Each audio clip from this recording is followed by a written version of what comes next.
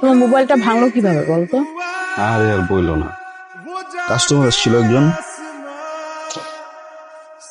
ওষুধ দিছি, ওষুধটা নেওয়ার সময় হাতে ধাক্কা দিয়ে মোবাইলটা খেয়াল করে নেই, কিন্তু ওই যে ব্যাটারি সিম সব দেখলাম খুলে টুলে দৌড় দিতেছে। অনেক চেষ্টা করছি এরপরে চালু করা, চালু হলো না।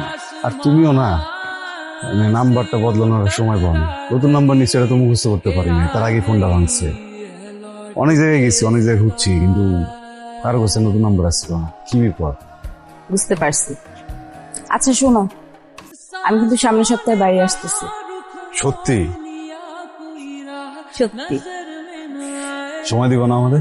আমি আগে আসি রে বাবা, তারপর দেখা যাবে কোথায় দেখা করবো কি তো করবো না। তুই না বলে চলে আসলি, একটা খবর দিবি না? তোমার দেখতে ইচ্ছে করতেছিল, এই জন্য চলে আসছি। ভালো করছিস, আমারও মনটা খুব খারাপ লাগছিল, তোরে দেখতে ইচ্ছে করছিল। চল ভিতরে চল। আসসালামু আলাইকুম চৌধুরী সাহেব। ওয়ালাইকুম আসসালাম, কি খবর? একটা কথা বলবো, মনে কিছু করবেন না তো? আরে বলো বলো। আফজাল সাহেবের ছেলের সাথে কি আপনার মেয়ের বিয়ের কথা চলছে নাকি? তুমি কি পাগল হইছো নাকি? ওই ফার্মেসির দোকানদারের ছেলের সাথে আমার মায়ের বিয়ে দেবো? আমি তোমার ভাইয়ের সাথে আমার মায়ের বিয়ে দেবো কইছি না? একটা কথা মনে রাখবা, চৌধুরীর জবান এক। ওই ছেলের সাথে আপনার মেয়েকে ঘোরাঘুরি করতে দেখেছি, ব্যাপারটা আমার কাছে ভালো লাগলো না। ওয়ালাইকুম আসসালাম।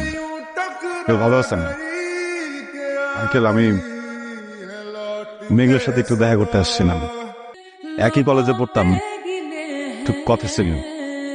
আমি জানি বাবা, তোরা একসাথে পড়ে।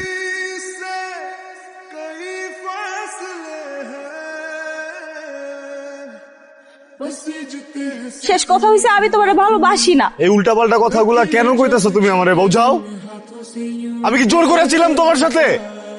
আমি তো জোর করে আসছিলাম না। আব্বা, আব্বা তো ফাইজরি আব্বা। পলাশে ছেড়ে দাও আব্বা, পলাশে কোনো ক্ষতি করো না আব্বা, পলাশে কোনো দোষ নাই আব্বা। প্লিজ আব্বা, আমার কথাটা একটু শোনো আব্বা। আমি বিয়ের জন্য রাজি আব্বা, তুমি যেখানে বিয়ে ঠিক করবো আমি সেখানে রাজি, কিন্তু আব্বা পলাশে কোনো ক্ষতি করবো না আব্বা। সত্যি কইতাছস? আমি যেখানে বিয়ে দেবো সেখানেই রাজি? রাজি। শোন, একদম তাল বাহানা করবি না, যদি করস পলাশটা আমি একদম গুলি করে মেরে ফেলবো। না না আব্বা, আব্বা আব্বা। তুই लौट के सदा जो भेजी थी दुआ वो जाके